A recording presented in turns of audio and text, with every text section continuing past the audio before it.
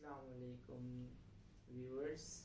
तो मैं एक यूट्यूब चैनल का आगाज़ कर रहा हूँ और इसमें मैं बीमारियों को मतलब डिज़ीज़ को रोज़ एक एक बीमारी को डिस्कस करूँगा, जिससे जो है ना कि मेडिकल स्टूडेंट्स बल्कि जो बाकी जो हमारी ऑडियंस है नॉन मेडिकल उनको भी समझ आ जाए, उर्दू और इंग्लिश मिक्स में होगी। तो आज का हमारा टॉपिक है हाइड्रेटिक डिजीज़। ये जिगर की बीमारी है बेसिकली, पर ये फेफड़ों को भी इन्वॉल्व कर सकती है।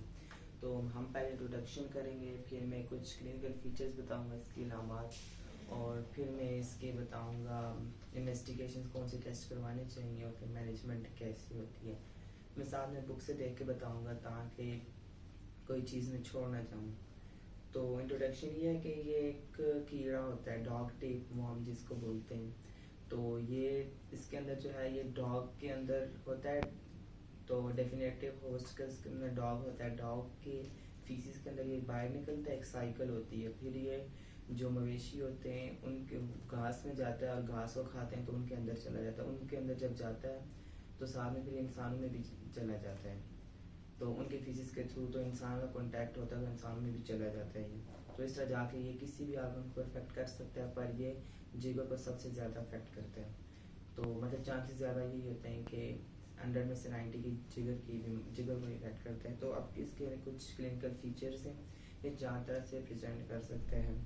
तो पहला कि सिम्टोमेटिक हो सकता है, पेशेंट आपको बिल्कुल ठीक ठाक नज़र आएगा, पर ये जो सिम्टम्स होंगे वो कैसे होंगे, उसको वॉमिटिंग होगी, एब्डोमिनल पेन होगा, और साथ में इसको डिस्पेप्सिया होगा, मतलब पेट वगैरह खराब और खाने में इसको मसला होगा। और इसके अलावा पेटोमेगैली जो आपने छोड़नी नहीं, पेटोमेगैली से आपको कंफर्म हो जाएगा कि इसको ना जिगर का मसला, पेट का इतना मसला नहीं है। तो और राइट लोब, लिवर के जो लोब होते हैं उसमें अंदर ये राइट लोब को इन्वॉल्व करेगा। तो इसका ये 2 प्रेजेंटेशन होगी। तीसरी प्रेजेंटेशन इमरजेंसी प्रेजेंट भी कर सकता है, अगर जो सिस्ट है अंदर जिगर के अंदर वो अगर रप्चर हो गई है तो वो शॉक के अंदर जा सकता है। और चौथा है ऑब्स्ट्रक्टिव जॉइंटस, जो सिस्ट है अगर वो जाके बिलियरी ट्री जो लिवर के नीचे होता है बिलियरी ट्री उसको ऑब्स्ट्रक्ट करेगी तो ऑब्स्ट्रक्टिव जॉइंटस के फॉर्म में प्रेजेंट कर सकते हैं। तो उसके बाद हम इन्वेस्टिगेशन करवाएंगे। इन्वेस्टिगेशन में सीवीसी करवाएंगे, ईओसिनोफिलिया, क्योंकि वो कीड़ा है तो एलर्जिक रिएक्शन होगा तो ईओसिनोफिल्स रेज्ड होंगे, तो उससे हमें थोड़ा आइडिया हो जाएगा। उसके बाद अल्ट्रासाउंड हमने करना है, जो इससे हमें कंफर्म हो जाएगा कि सिस्ट के बारे में हमें 2 तरह की सिस्ट हमें नज़र आ सकती है, सिंपल सिस्ट और calcified cyst. Simple cyst start में होगी वेल सर्कमस्क्राइब्ड होगी और विद बडिंग साइंस, और कैल्सिफाइड सिस्ट ही होगी वो कंफर्म बता देगी कि इसको ना सजेस्टिव ऑफ हाइड्रेटिक डिजीज है और मतलब काफ़ी आगे जा चुकी है। तो उसके बाद सीरोलॉजी का हम टेस्ट करवा सकते हैं। Indirect hemagglutination test is most accurate, और कैसोनी टेस्ट वो पॉजिटिव होता है 80% केस। कैसोनी टेस्ट ये होता है जिसका हम टीबी में नहीं करवाते टेस्ट, ट्यूबरकुलिन स्किन टेस्ट, और इसके अंदर भी वही फोरआर्म के अंदर हम लगाते हैं इंजेक्शन, हाइड्रेटेड फ्लूइड होता है और उसका फिर हम रिएक्शन देखते हैं। और सीटी स्कैन इसका हम मोडालिटी ऑफ चॉइस हम वो करते हैं ताकि स्पेस ऑक्यूपाई लेंगे कि हमें पता चल सके, कैल्सिफिकेशन को हम देख सके, डबल वॉल्ड सिस्ट है कि नहीं। और उसके बाद हम ईआरसीपी करवाते हैं। ईआरसीपी भी इसके लिए कि अगर बिलियरी इन्वॉल्वमेंट है ऑब्स्ट्रक्टिव जॉइंटस के जरिए अगर उसने प्रेजेंट की है तो फिर एलिवेटेड एलएफटीज हम करवाते हैं, और कोलेंजाइटिस। अगर ये 3 चीज़ें ना, ऑब्स्ट्रक्टिव जॉइंटस, एलिवेटेड एलएफटीज और कोलेंजाइटिस, तो हम करवाएंगे ईआरसीपी।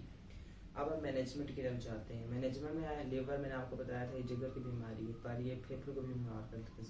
तो मैनेजमेंट हम इस तरह करेंगे, hepatic management and pulmonary management. तो हेपेटिक हाइड्रेटिक डिजीज ये है कि अब इसका पहले हम ये क्या कंजर्वेटिव चलना है, अगर उसको कोई मसला नहीं है परसिस्ट है तो हमें उसको छोड़ देना है और वेट एंड वॉच करना और अल्ट्रासाउंड से उसको ना फॉलो अप पे बुलाना है। अगर एक्टिव सिस्ट हैं तो उसको हमने करना है एल्बेंडाजोल स्टार्ट करेंगे, 3 टाइम्स देनी है 400 mg 30 डेज के लिए। अब हम सर्जिकल की तरफ चलते। सर्जिकल या मेन स्टे है, मतलब मेन जो चॉइस है ऑफ ट्रीटमेंट है वो सर्जरी है, और सर्जरी के अंदर लेप्रोटमी करेंगे पहले और सिस्ट को एक्सपोज करेंगे। सिस्ट के अंदर हम करेंगे PAIR, एक प्रोसीजर होता है PAIR, पंक्चर करेंगे, एस्पायरेशन करेंगे, फिर हम करेंगे इंजेक्शन लगाएंगे और फिर हम री एस्पायरेशन करेंगे। तो पंक्चर कर दिया और फिर अच्छा अब सर्जिकल स्टेप्स हैं तो पहले हम लेप्रोटमी करेंगे और लिवर मोबिलाइज्ड करेंगे और सिस्ट को एक्सपोज कर देंगे। उसके बाद हम सिस्ट स्पायरेट कर देंगे with the administration of scolicidal agent. पी आ गया प्रोसीजर है जिसके अंदर सोलिसिडल एजेंट में यही आते हैं 75 to 95% ethanol, hypertonic saline 50 to 20% और पोविडोन आयोडीन। तो इसके साथ फिर हमने बताया सिस्ट फिर वो हो गई, उसको एस्पायरेट कर दी, फिर उसको अनरूफ्ड कर देंगे और फिर उसको हम पार्शियल पेरिसिस्टेक्टमी भी कर सकते हैं, टोटल भी कर सकते हैं और पार्शियल हेपेटेक्टमी भी कर सकते हैं। स्पेशली अगर वो पेरिफेरल में है तो हमें आधा लिवर निकालना पड़ सकता है। अब मैनेजमेंट हम कहेंगे पल्मोनरी, अगर ये सिस्ट रप्चर हो गई है उसने लंग्स को भी इन्वॉल्व कर दिया, तो अगर राइट साइड ज़्यादा कम है तो मोस्टली राइट लंग को इन्वॉल्व करेगी। तो साइड क्या है, राइट लोअर लोब को इन्वॉल्व करेगी और ऊपर की तरफ जाएगी। एक चेस्ट एक्सरे पे एक साइन होता है क्रीसेंट साइन, वो हमें मिल सकता है और सीटी स्कैन पे एक वाटर लिली साइन होता है कि उसके अंदर जिससे स्ट्रक्चर हो जाती है, ट्वेंडोसिस्ट जो होती है वो उसके अंदर फ्रीली फ्लोट करती है।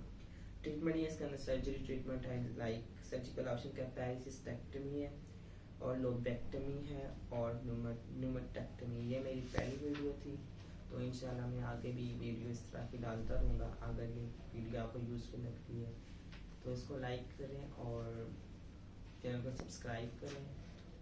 तो best of luck for your medical